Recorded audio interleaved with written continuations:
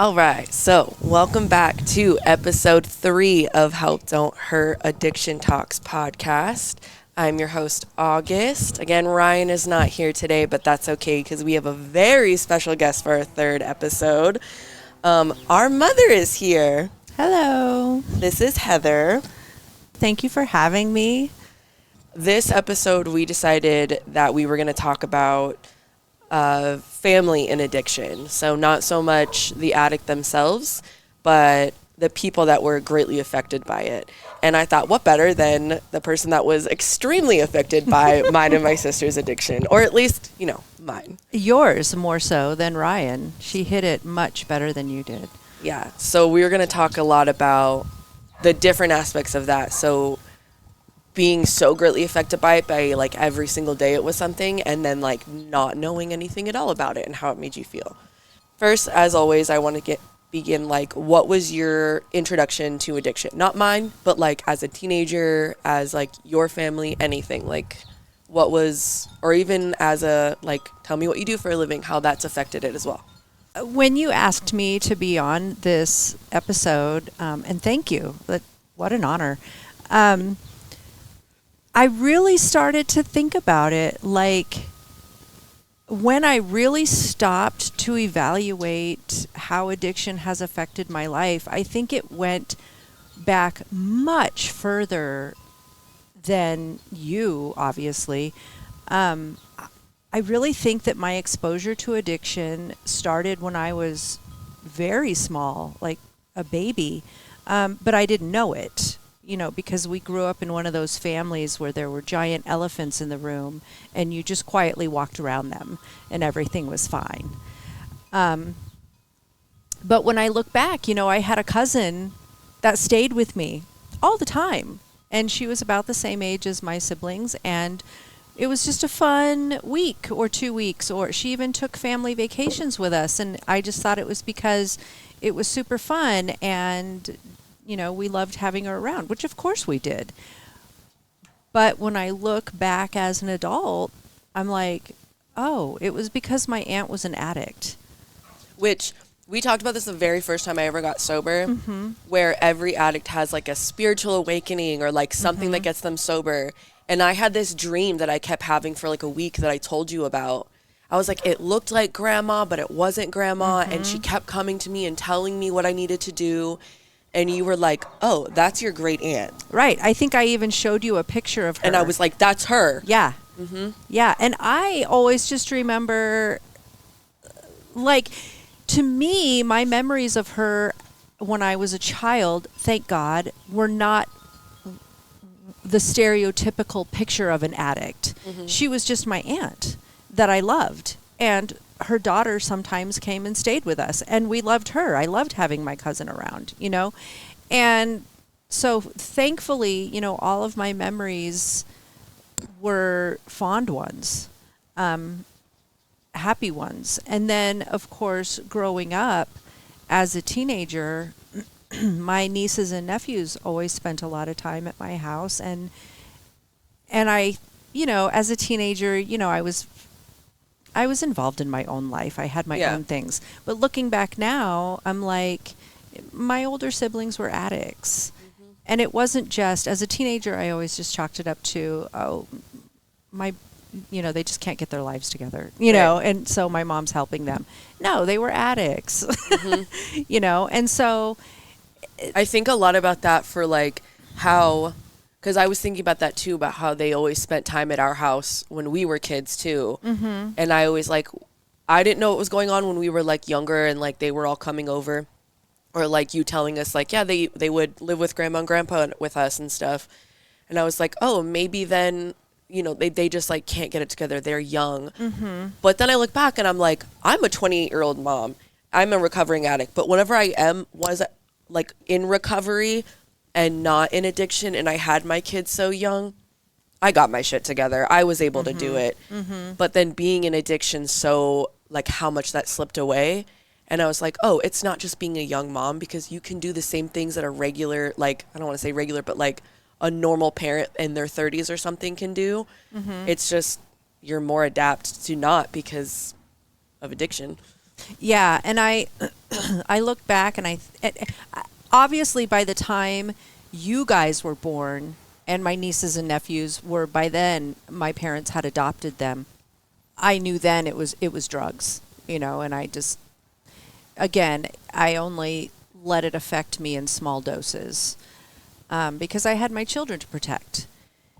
By the time it started to affect me as a parent, not that one ever can be prepared for that, but somehow on a subconscious level, when I watched really just you go through addiction, because as I said, Ryan hid it so much better. And I think it was easier for Ryan to hide it because they live so far away. Mm-hmm. You were right here in Tucson. You lived with me part of the time. Like, it was right under my nose.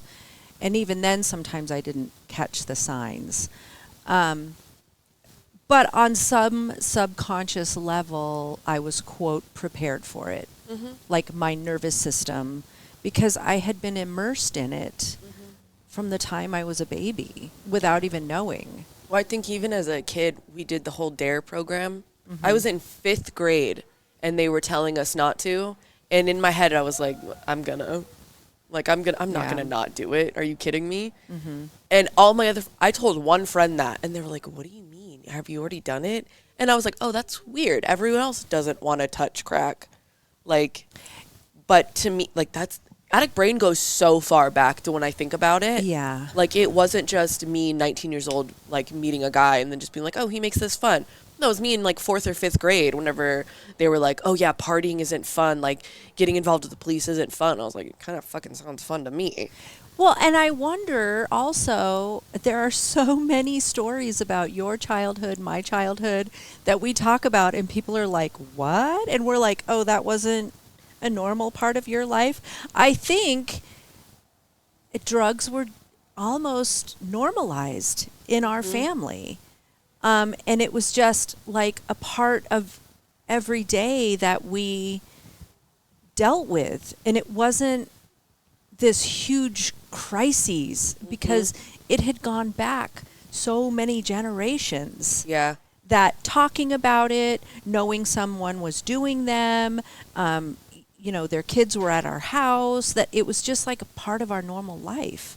Yeah. So it wasn't really this wild taboo for you, so that when they started talking about it in school, you're like, probably, your mind is like, it's not really that big of a deal. Yeah. Yeah, it is that big of a deal. But also I think maybe that's what helped get through it too. Yeah. Because you were conditioned, almost sadly as it is, to handle that. But I also when I look back at it, I think about the stories that all my friends in rehab told me with their parents. Like, this one girl, she was trying to leave because her mom was just like very softly being like, I'm worried about you. And she was like, fuck this, I'm not going to take it, and left. And her mom, like, called the police, was barricading her in a room, sobbing and crying. Her siblings were sobbing and crying. I'm like, that would make me never want to come back here. If you were, like, on the ground, like, please don't do this, please, you're going to kill yourself. You were just like, I mean, there was times where it got up there, but still it was like when it was really, really bad. Like when Sean passed away and I was like, I'm going to fucking hit a cop to go back to prison. Like, you know what I mean? But on the times when you were just like, all right, go. Like, there's nothing I can do. It didn't make me think about, like, the trauma or be like, oh, my mom did this, blah, blah, blah. They're all crazy. It's just, I didn't have any of that. So there was reason for me to use. I mean, I did have mental health and I did have trauma, but, like, by the time I started using this last time, I had gone through it. The only reason I was using was grief. Like, I couldn't blame it on anything else because I had been through EMDR therapy. You were self-medicating. Yeah. And I mean, the last time still, like, I was so young and I had already gone through getting out of it and being normal that whenever I was, like, done, I literally just called you one day and I was like, I want to come home. Okay, we're back. Sorry for the big cut. We all got locked out of our house because of the dog. So we had to break in real quick. Love them. Anyway, I called. I said I wanted to come home. It wasn't the big exciting thing that I thought it was going to be. It was boring. Well, I think the difference was this last time you were, as I've stated before, you were self-medicating. You were so, I mean, what happened to you was massive trauma. I mean, something that nobody should ever have to go through. Mm-hmm. And so you, I mean, honestly, were at a loss as to how you're supposed to cope with this. Yeah. For those that really don't know, it wasn't this big, like I knew it was coming. Me and my fiance, he was my best friend and my partner for like over 10 years. We got a call one day that he had fell at work and was in the hospital. And then by that night, he had like hemorrhaged into his brainstem and was like gone the next day. Like he like went to work and never came home. It wasn't, I mean, I know a lot of people have go through like they get that call and it just like there was nothing we could do basically. They were just out of nowhere. He collapsed, started seizing and was gone. That was it. And so who is an addict? You reverted back to what you knew. You reverted back to what was comfortable for you. You were experienced with covering up your feelings with substances, and I'm not making excuses. I'm just saying there's logic behind the choices you made. Right. And these were massive feelings. I mean, I couldn't even begin to imagine how it felt. And so you did what feels comfortable for you, and you covered them up. Mm-hmm. And just kept covering and kept, like, you sank, I think, the deepest you've ever been. Yeah. Because you were literally on the streets. Mm-hmm. And I was leaving the country. And that was hard. Mm-hmm. But as I've said, it was almost like on a subconscious level, we were conditioned to deal with these things. Well, every time that I had told you that I had started using, everybody's response was, I know. It wasn't like, oh my God, what are you using? How could you do this? Everyone was like, well, what do you want to do next? What are you using so I know in case you don't want to stop? It was like, do I need to buy Narcan? It wasn't like this big thing. It was just, what do we go from here? Again, and you can consider it a blessing, consider it a curse. Thank God that we have the family that we do, because, I just called the people that I know to call, and I'm like, we got to find August. August is on the street. August is okay. And, everybody gets in their cars, calls in sick to work, and off we go, because this is something we've been doing for generations. Yeah. And even like my cousin Kaylee, who now I talk to now, and I love her to death. Mm-hmm. I hadn't talked to her in like years, and she was out driving around. She took me in for a night when I didn't want to go anywhere. I think it brought us together because we didn't realize the things that we were both going through at the same time. Mm-hmm. But there was we did that for her whenever the house that Merle and Johnny had was taken over, and we were like, let's drive by. It's just, even if we don't talk because of the things that we're going through, and like we have to have our separate lives, like we're all conditioned to whenever the time comes. Yeah, we all just, batten down the hatches and lock in and take care of whoever needs to take care of. And I say, like, blessing or curse, it is what it is. Like, did you end up in that lifestyle because of the family you were raised in, or were you already going to go down that path, and having the family that you had saved your life? Mm-hmm. Because I'm a nurse, and I worked for many years in addiction and recovery and mental health.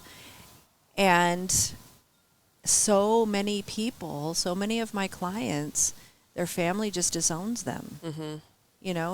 And I'm sure they have their own reasons. I can't hate people that I never met for the choice that they made, but I see how it affected my clients. Yeah.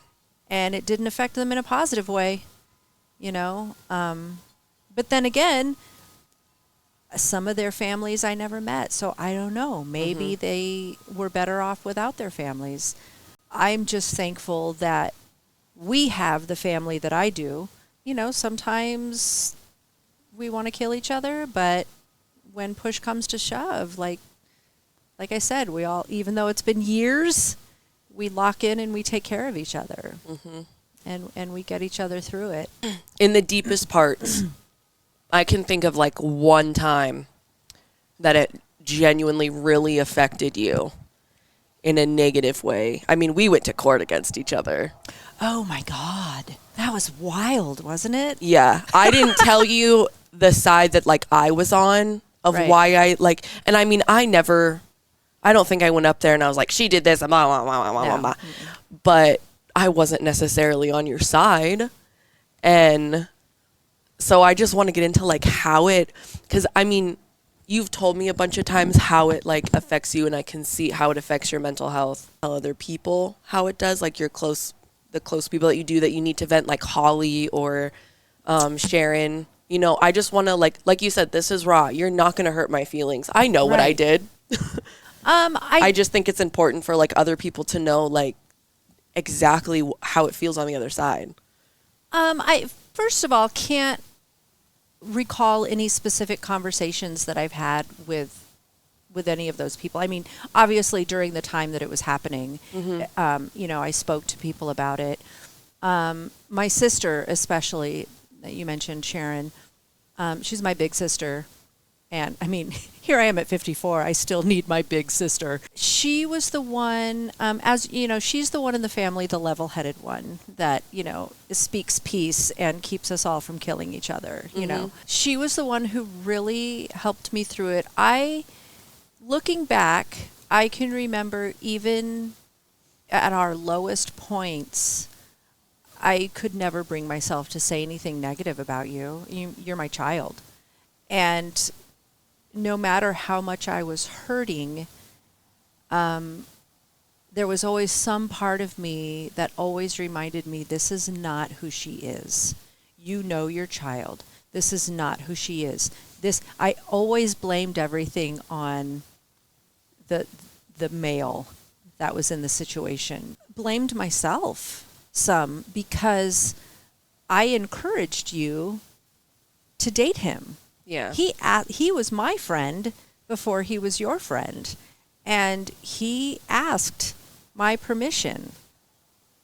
And I didn't know. I mean, I've said it before and I'll continue to say it. He is the stereotypical dictionary definition of a sociopath. He was well educated, well spoken, charming. He convinced us all. I mean, I never saw that side of him. I saw him for a few years. I knew him for a few years before he met you. Yeah. I never saw that side of him. The side of him I saw, you know, we went to the gym together. The gym that we went to was a family. You know, it was a self-defense martial arts gym, and we were a family, and those were the people I depended on to help me through my darkest times, you know, before, like, things not related to drug addiction. Yeah. And so he was one of my friends through there, and we went outside of the gym. So I knew him as kind of a playboy party animal, you know, going downtown, drinking, and the girls that would come around. And, you know, it's the kind of thing, it's harmless. You know, he's a 20-something-year-old boy. You roll your eyes, whatever. But then, you know, he met you, and he convinced me that he wanted to put all that behind him. And I was like, you know, I feel like you're a good guy. So a lot of it I blamed on myself. I never call me an enabler, but I never blamed you. And I always in my heart of hearts, I knew this isn't who you were. That you were being controlled and manipulated for whatever reason you were, and I didn't know why, and I didn't understand, but I knew that you would come out of it. You do know why. What have you always told me? The people that I attract since I was in like 4th or 5th grade. Oh yeah. You know why I do it. I mean, like, the person that I am is not that push my family away. I mean, like, even Ryan, I was pushing away. Ryan is my best friend in the entire world. Like, I go to her for everything. She can tell me whatever, and I, like, will take that to heart. Right. And we've always been very close no matter what. And I was, like, blocking you guys and not talking, and even to my dad. And so, like, a lot of the things that addiction makes me do is not, but the people that I attract because of it is. And that's still something I need to work on, is that I just think I can save every single person in the entire world. I think that I see potential in everybody, and I can make them into this, like, mold of a great person because they're hurting, and people will take advantage of that. Yeah, 100%. I remember, like you said, even in 4th or 5th grade, some of the kids that you were friends with, they look at your personality as you have this big, bright personality, strong personality, and they look to you and think, this person's going to make me cooler, this person's going to teach me how to, and they just glom onto you. I think I told you that. Like, these people are going to glom onto you, and they're going to suck the life out of you, and you need to be careful. I remember telling you that when you were about 10 years old. And I remember thinking, she doesn't understand what I mean right now. But as she gets older, I'm going to keep saying it to her, and eventually she's going to understand. And I never in my wildest dreams would have thought that That's how you would be an addict or that you were an addict. But I just hoped that, one day you would look back on our conversation and be like, oh, this is what my mom was talking about. I need to reverse this scenario. I think that he saw you as a beautiful woman that he wanted to manage. He wanted to conquer. Yeah. And I think that was his only motivation. Yeah. Yeah, because when I met him, I was just getting out of a relationship and, like, moving back home. And I, like, went to the gym with you because I just needed something to do. And that's how it, like, started. But I mean, through that relationship, and then can't think of just how I don't know if it necessarily, like, how I acted or, like, the things that I did, like, either mentally or, like, physically or just all around. Like, how did it change the person that you were?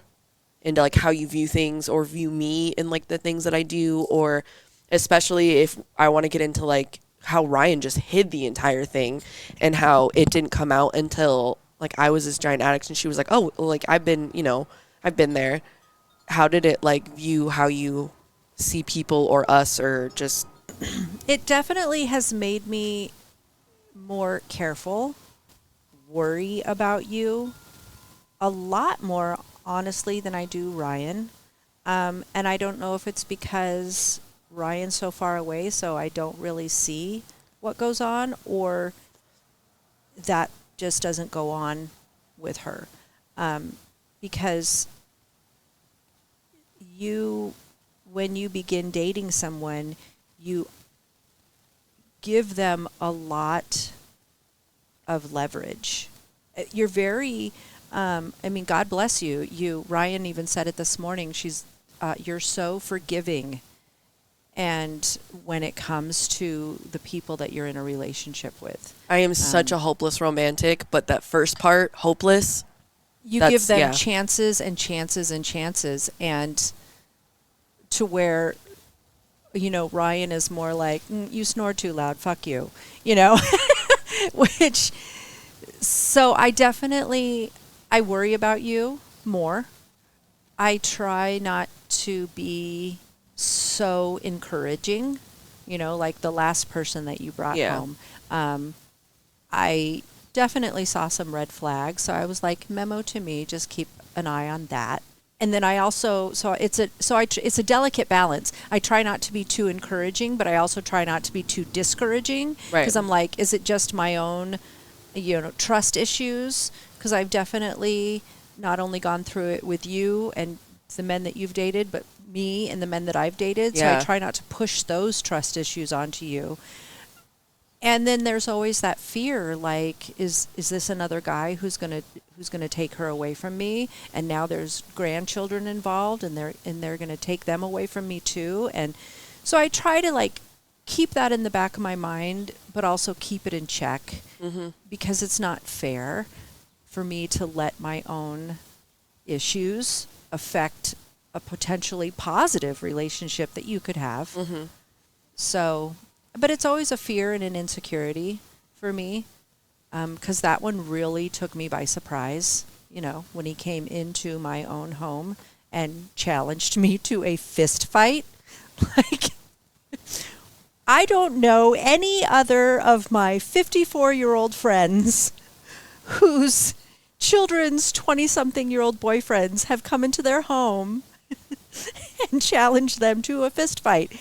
And when they went to court, the judge was on their side. Yeah, that was like, that just blew me away. I'm like, it was normal over to you? It was over something where it happened to me when I was a child with someone else that was in our family, and it affects my sex life. And so I bring it up to people that I'm in a relationship with, like, fully. And I have told every single person. I have talked to that person. We are on good terms now because we were both children. I don't necessarily forgive him, and he knows that. But it still affects you. But it still affects me, and he knows that. He told me, he was like, don't let people take advantage of you because of it. Don't take shit. Like, I don't think we can ever have, like, a great family relationship, but, like, we can be amicable. Yeah, and be in the same I'm room. still happy for how he is now. And I, like, he still helps me with my car, it's not, and he just took it as something that he could have, I need to protect her and blah, blah, blah. And, like, he was upset that none of us were upset about it. I don't think he took it as, I need to protect her. I think he presented it that way. Yeah. I think he took it as, this is a vulnerability that I can prey upon. And this is how I'm going to divide her from her family. Yeah. Because that's exactly what he did. He came into my home and out of nowhere started talking about it, probably because he knew I would say what I said, like, it's really none of your business. That's my family. Thought he was going to challenge me to, wow. Yeah. Like, just because I can take you on doesn't mean I'm going to. That's not reasonable. It's not rational. But he really that's why I say he's a textbook sociopath. He knew exactly which buttons to push, and he did. And he controlled you, circling back to addiction.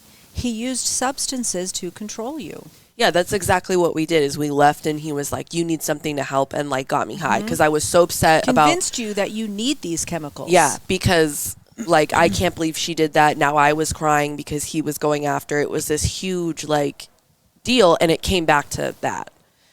And it just, turned into, I want to say, like, the difference between the addiction relationship I had with him and Sean, I mean, there was some parts where Sean, like, definitely overstepped his boundaries, and that's when it got, like, physical, because I was like, you don't fucking do that. Like, right. In him, it was different because I had known him for so long. And yeah, he definitely had a lot of green flags or red flags, I'm sorry, and green flags. I mean, loved him. Yeah, he did. But again, he was the type of person that you've talked to his parents, when he was an addict, he just was a different person. And I think after that, and we had that conversation, he had one with Ryan, and then we, like, stopped for a really long time. And then, because he was just like, he knew about the other guy. He had saved me from his house for a couple times, and he was like, I don't want to turn into, like, this for you. And, like, he knew what, like, the drugs turns people into such a different person. Like, I'm not the type of person that doesn't care about people, or, like, my children especially. They're my life. And I'm not someone that's just like, yeah, you can take them so I can go on the street. Like, that's not me. He's not someone that doesn't, like, give his all to his family or me. And, like, it just has such a strong hold on people. It's, like, hard to, I'm on the one side where I've seen family members and, like, people that I care about in addiction, and there's, like, nothing that you can do for them, no matter how much you say it. they're going to go back until it's like they can figure out like what they're doing. Yeah, and when I looked at Sean, because I remember people, I would talk to people about him when you guys were in a relationship. And I remember saying things like, because I recognized in Sean qualities that I saw in people in my family when I was growing up. They're good people. In their heart of hearts, they are good people. They love their family. They love their children. They would give them the shirt off their back, bend over backwards, but they're addicts. Mm-hmm. And that changes all of that. Yeah. That makes them a different person. It makes them violent. It makes them manipulative. It makes them whatever it makes them. So although sometimes you and Sean hurt me a lot in the choices that you made, where you would like block me and not allow me access to the grandkids, and Sean, say what you will about him, but he has loved my child unconditionally. I know that he loves August unconditionally, no mm-hmm. matter who they are, where they are, what they're doing, who they're with. He will do anything for them. And so whenever he did, finally reach out to me and I want to be a part of your family. I want us to, and I think that was the last time we really hung out together, was whenever he came over and we went swimming and made hot dogs. And yeah. And I was able to welcome him back with open arms. I still had my guard up, mm-hmm. but I recognized in him what I saw in my siblings. And even though they would do hurtful things, the family always brought them back mm-hmm. because drugs, they change you. And I would hate to be judged by choices that I made when I was, a teenager or a child.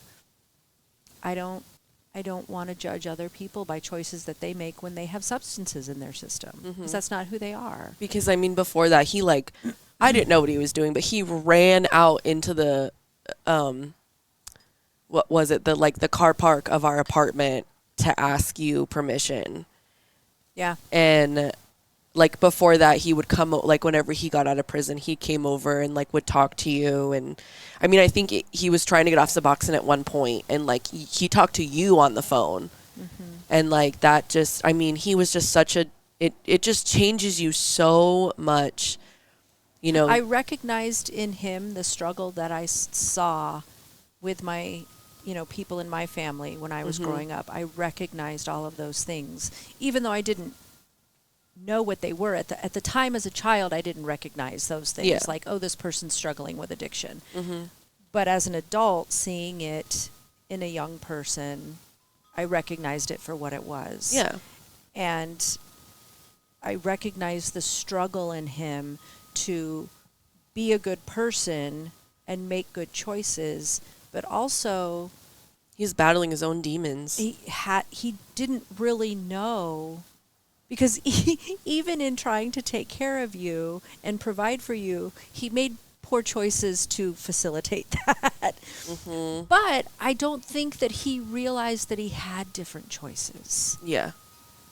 And also then he had that demon on his shoulder whispering to him, so he was battling that too. And I recognized that he was a good person and that he loved you unconditionally. And I just hoped that he would come out the other side. Unfortunately, yeah, that wasn't in the cards. You've dated addicts too. And I think a lot of them, one of them was in recovery, but they still were not, they did come out of the other side with addiction. Did they? Yeah, I was going to say, you've been on the other side for it. Addiction doesn't always mean you get better. Yeah, there is such a thing as drug-induced schizophrenia. It is a thing where even though you get sober, sometimes your brain doesn't heal. Mm-hmm. And sure, you can take medications for it, but it only works if you take the medications. Only works if you do the work.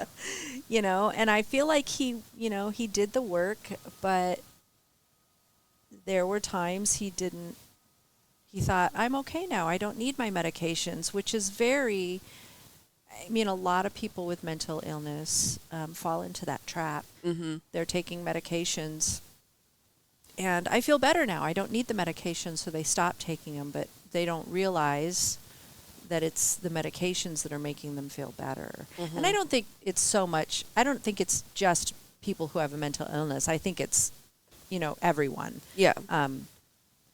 Whether you have a physical chronic illness or a mental chronic illness. But yeah, I definitely experienced some trauma in that relationship. Because even though, like you said, he'd come out on the other side, he was sober, it still affected choices that he made. Mm-hmm. And it's still, whether he was mentally ill, which I believe he was, had a mental illness before the drugs started, certainly had a mental illness after the drugs. There are times still, that relationship ended 6 years ago, and there are times still where something triggers a memory, and I remember I'm no longer in that relationship, and it's like Christmas. Mm-hmm.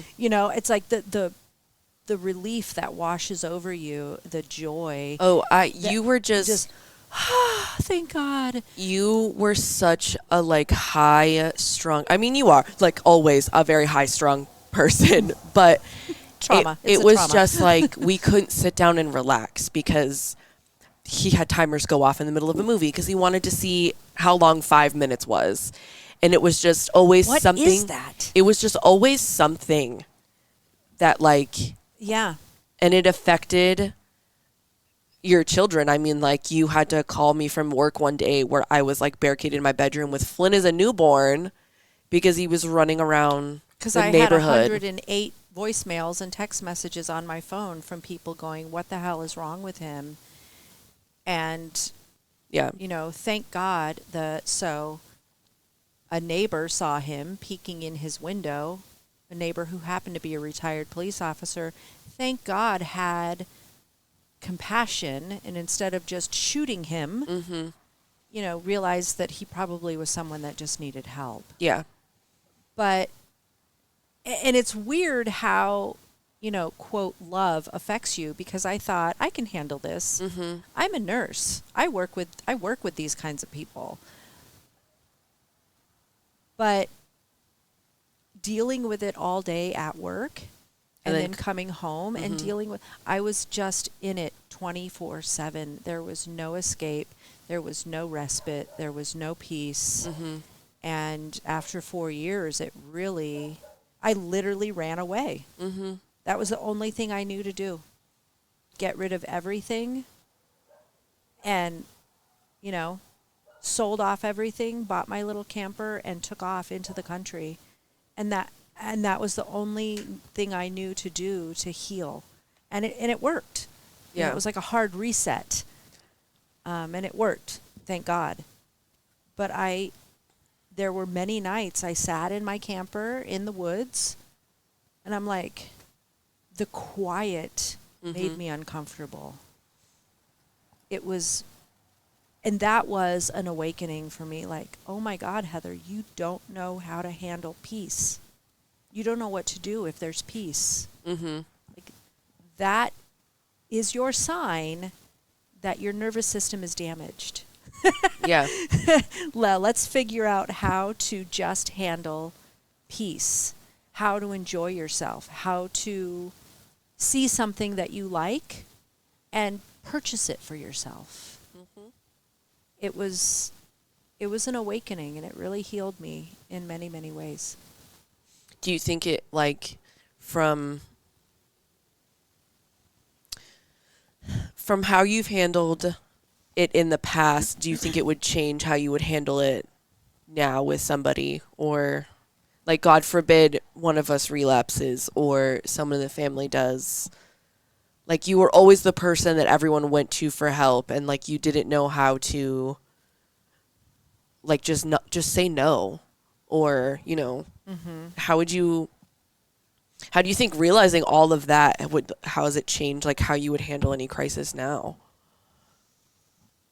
Um, I don't know. I feel like I want to say I have a toolbox for it, and I can protect myself and not, and be able to set boundaries with people and help them and take care of them, but also protect myself at the same time, on the one hand. Or on the one hand, would I have a hair trigger and just cut that person off entirely? Right. I don't know. I think also it depends on who the person is. Well, even with me, you've set hard boundaries for the house Right. already, which like I honestly, you came in here saying like I'll talk about it, but I don't want to hurt your feelings.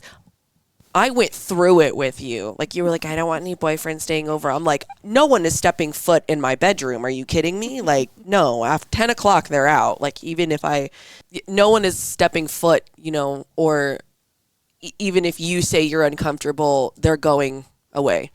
Because as much as it affected you as well, like I lived through it and there was nothing I could do for a long time. It was like, I wanted to leave. I was like, you can't do this to my mom. I told you a million times, like, I could beef with Ryan. We could talk shit about, like, if I'm upset.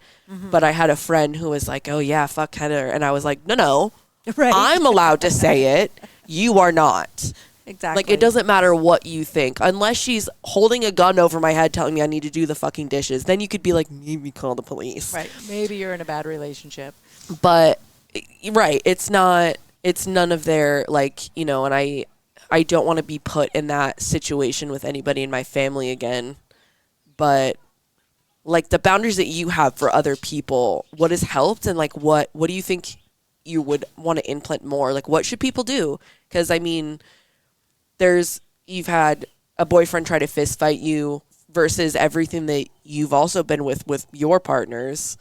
I think a lot of times the thing that escalated the situation, like your boyfriend coming into my home and trying to fist fight me, is I allowed myself to be escalated. He knew what buttons to push, and I reacted in a way that he wanted me to react. And I forgive myself for that because I had my own trauma. That's the whole reason I was attending that gym, was to feel like I could protect myself. But I think now, maybe it's because I'm older, maybe it's because I've had therapy and recognize I still need more therapy, maybe it's experiences, but I would say don't react. Measure your level of reactivity. Even when Sean passed away, I think you had stepped out of the apartment and poor Ryan was there, and I just had a nuclear fucking meltdown. I didn't know what to do with my emotions. Mm-hmm. This was a situation that I could not fix for you. Yeah. This was a situation I could not protect you from. Like, your boyfriend comes into my house and starts acting like he's something.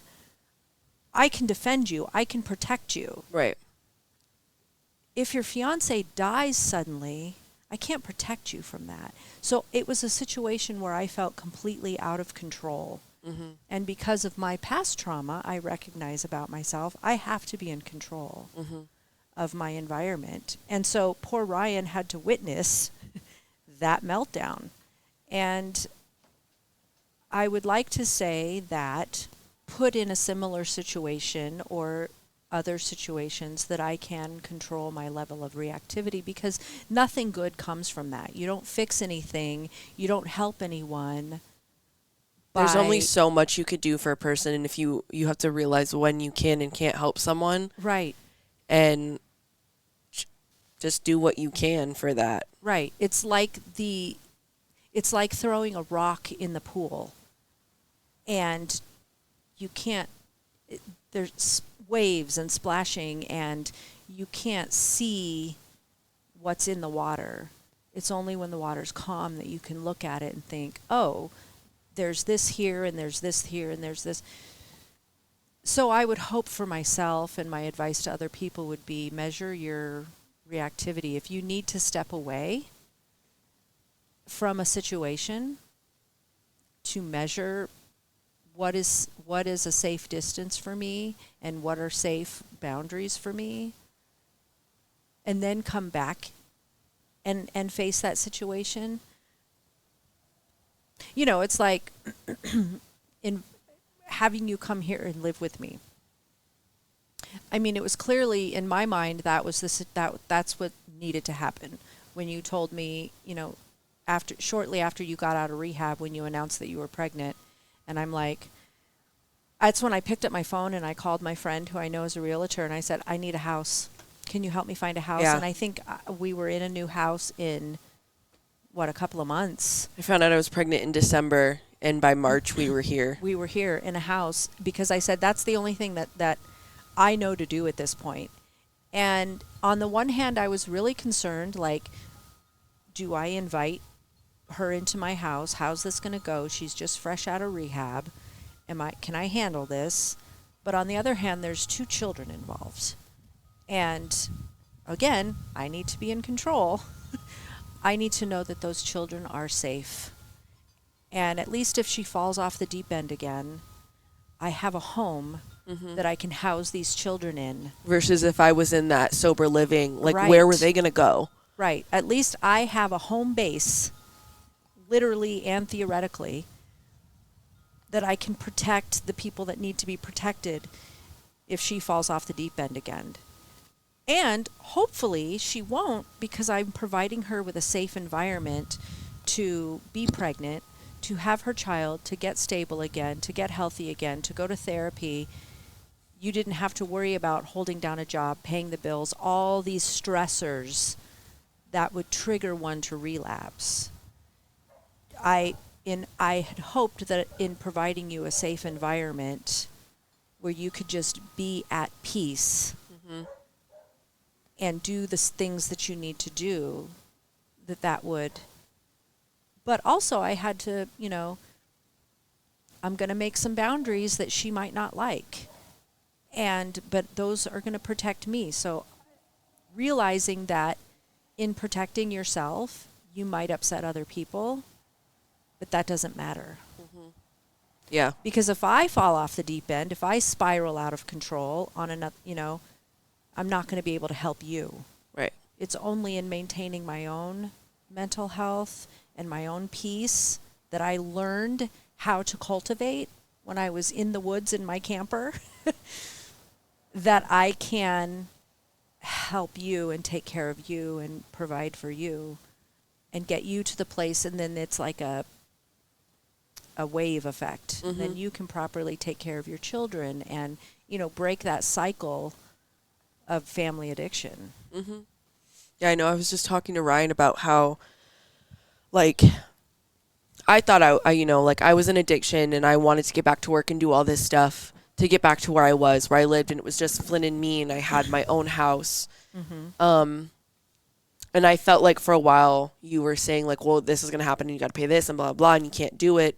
And it was like pushing me to not. But, everything is different than I was when I was pregnant in 2019. And like, it just had me and Flynn, and he had a place to go. And now if I have school and then I have work, but then 2 kids, one in school and one that does need full around daycare, and, possibly not even being in Tucson at that point. Like, it's going to look very different. And I don't think of people that have, relapsed, especially, where they think they can go back to everything that the way it was, and are getting a lot of hard love with, you got to take in consideration X, Y, and Z, but you also, take into account the things that you have been through. It's not going to be easy, and the people around you should be giving you hard love. They shouldn't be like, just do it, yeah, it'll be great, because they're going to set you up for failure, and then guess who they're going to blame? If you were just like, yeah, go work, I'll buy you a car, all of this, and then I lose the car, I don't go in the job, and then I'm going to be like, well, you fucking pushed me to do this. But it's not going to be fair, because that's not the person you should blame. But I mean, once addicts, they're always looking to be the victim. So Yeah, and the decision to purchase that car for you, boy, I marinated. Girl, let me with tell that. you, first of all, me and Ryan laughed about it, where I was like, we were doing our taxes, and I was like, yeah, if you take all of us and then we can share the money, I can buy a car. And then you told me no, and then you were like, surprise, I'm going to get it for you from Chris. Like, we'll just buy that one. Girl, the wave of emotions I went through because you didn't let me in your head. But here's the thing. I had to really, because I struggled with the decision to, because I knew I was going to claim all of you guys as dependents. So I knew that that would bring me a bigger refund. So I'm like, I should give that money to August because she's the reason I'm getting the refund. But then I'm like, no, I worked my flippin' ass off. Like, And you supported all of us for this long, which I agree with. I literally bought, so it was a weird, it's that single mother's guilt. Yeah. It was this weird, does she deserve it or do I deserve it? And then I was like, okay, but what if I do and then I buy her a car? But I didn't want to be this, there's a fine line between empowering and enabling. Mm-hmm. And I wanted to empower you, not enable you. Mm-hmm. So I really, for weeks and weeks and weeks, thought about that and realized you having a car is also helpful to me too, because I want my car back. Yes. You know, and I can do things that I want to do, like theater, because you don't need the car. But also, like, I can go to work, which brings but also the bills that I need on me. But also, I need to empower you. So, okay, you can drive the car, but you're going to pay me to do it. Yeah. So I'm still learning that process, like enabling and empowering.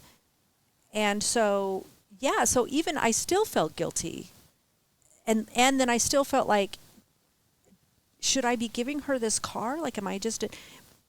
But then that's how I made peace with it, with myself, was, okay, I'm going to use the tax money that I got because I supported all of them to buy a car that she can have to drive, but only if she pays me on time. You know, so baby steps. So that was step one. Yeah. You know, and then in the future, you know, hopefully that's just one more step to you getting to where you need to be. Right.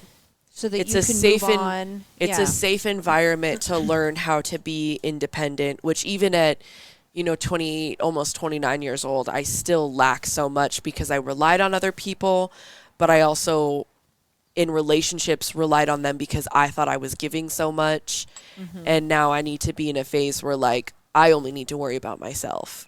And I think you did, now that I'm thinking about it, when me and Ryan had a conversation, is no matter how the things that we have gone through as a kid, you raised 3 kids by yourself while going to school. And it helps to give me, like, these are the trial and errors that you've gone through, and I'm going to help put you through them to see either how you fail, but not in the way that I did, so you don't lose everything, but you can see how drastic it is. But also, like you said, empowering you so that way you can, you know, I can do the big steps that I had to take and make it easier for you. So that way you can go, you know, further than I did, but not drop as far as you have or, you know, I have in the past. And I don't know, I think I'm very blessed to see that I'm in a lot better position than a lot of the people that I know that were in my position, because, like you said, it was just so normal in our family. But it doesn't make it any less worse than it was. It doesn't make it any less more traumatic. It just means that when times come for it to, you know, I needed help or everybody else needed to help, it was easier because it wasn't such a big dramatic thing. Yeah, we all just kind of were like, okay, you know, let's go get August, you know. Yeah, but then it, you know, when it comes to helping as well, you know, we've all been through, we know how hard it is to get a car, how hard it is to find a place to live, and you just make it a little bit easier so that way it's easier to do the easier things. So it's not as stressful or, you know, anxious for me to fall off the deep end or relapse because it's so hard. Well, and I think, like you said, you know, I raised 3 kids as a single parent and went to school. You know, when Tyler was a baby, I was homeless. Yeah. I lived on the street. And now I'm a licensed professional with my own home. Sometimes I need to remind myself Yeah. that was no small thing. Mm-hmm. And I feel like when people have imposter syndrome, you know, where they're Yeah. like, but it's like they have it where it's like, oh, I'm a movie star and I can do this, this, and this. And they're like, oh, but I'm just this person. We get imposter syndrome a with lot. Yeah. trauma. It's like, oh, but it wasn't bad. Like everybody goes through that. And it's like, no, we had our apartment broken into and blood all over our door when we were, you know, and then our power taken out because we want to take a trip. And then also X, Y, and Z happened. And we're like, well, it's not that bad. And people are like, no, but it is. Yeah. Like I feel like some people get imposter syndrome the opposite way because they don't want to feel like the victim or they don't want to take away from other people's trauma. But it doesn't matter what you have been through. It still affects you in a way. You know, it still takes a toll on you. And it doesn't mean it does on anybody else. It doesn't mean it takes away from where you are now. Mm-hmm. In moving you into this, in purchasing this house so that I could move you and the kids in, I really had to have a long talk with myself and be like, are you doing this because you're coddling her? And I had to come to the determination that, no, I'm doing this because I was a single mom. And thank God, even though everything in my family, somehow the addiction gene did not touch me. Mm-hmm. Thank God. I was always able to pick up a cigarette, smoke for a few weeks, and put it back down again. I can come home from work and have a drink and not need another one. Mm-hmm. And I can do that every so many months. Yeah. You know, I had to tell myself, no, you're doing this for her because you can. Mm-hmm. Because yes, you were a single mom, but my parents helped me a lot. You know, they wanted me to live there. Nothing good would have come from but living I think with my parents, but they helped me a lot. I think a certain amount of coddling also is needed. Right. Like the way that I look at it is I'm your kid. Like I would always let my kids come back because they need me to coddle them in a way. But it also is your job to coddle me in a way that's like, hug me, but tell me I'm fucking up. Like, I love you, but why the fuck are you doing this? Right. Like I told you yesterday, I love you, sweetheart, but you suck at managing your money. Yeah, exactly. Like, I'm not doing this to be hard on you. I'm also not moving you in because I, like, you know, want you to be this bum 29-year-old living with your mom. I'm doing it because I couldn't have that. Mm-hmm. And even if I did, it wasn't effective.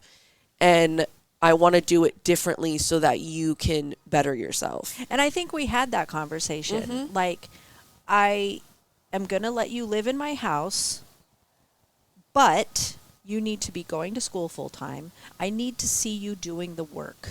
Mm-hmm. I need to see you making progress. I started classes the day Leia came home from the hospital. I was there feeding her online. Yeah, and I'm like, I need to see constant progress out of you, you know, and I have. And I'm very proud of you. And like you said, like at the end of the day, you're my child. So, you know, I don't take the role of being a parent lightly. And I didn't always make good choices when you were kids. I don't feel guilt over that. I feel bad over that, but like I was making choices from the knowledge that I had. Yeah. You know, I did the best I could with what the tools toolkit that I had. Mm-hmm. But I was blessed with the role of parent. And that's not something that goes away just because you turn 18 or because you turn 25 or because you pick up a crack pipe or because you drink too much. It's not something that goes away. Yeah. Sadly, for some people it does. But you're my child. And I'm always going to do what I can to protect you and provide for you. And that goes for all of my children. I'm not going to let you tear me down. Mm-hmm. And that's something to manage a few years ago. Yeah. That is a change that I have made through my healing, is that, yes, I love you. Yes, I'm going to protect you. I'm going to help you as much as I can. But above all, I'm going to protect myself so that you continue to have me in the future. Yeah. As much as you said you thought this would hurt my feelings, it didn't. I think this was a really good episode. I think we've made a lot of progress today. Yeah, I feel like it was much needed, it was a good conversation, especially with everything that we've been talking about the past couple weeks too. And we have so much more ground to cover. I know, yeah. I would love to bring childhood you had. I would love to bring you back on for like childhood addiction or, just anything else, especially with Ryan. And maybe Tyler we could bring on. That would be a great episode to have. So the Clampets. Yes, the Clampets. So, yeah, I appreciate you coming on again. I feel like this was really great. And the next couple episodes will be deeper into family addiction with either like the opposite, where the kid is, has the parents as addicts, or, just being an addict because of your parents, where you both are. So stay tuned for those. We have a lot more to cover. And I want to leave this here for everything that we've talked about. It's the National Domestic Violence Hotline. It's 800-799-7233, or you can text BEGIN to 88788. We'll catch you in the next one, guys. If your loved one is struggling with mental health or addiction, please reach out to the Substance Abuse and Mental Health Administration Helpline at 1-800-662-4357 or 988 for the National Crisis and Suicide Helpline, available 24/7. Remember, you are not alone.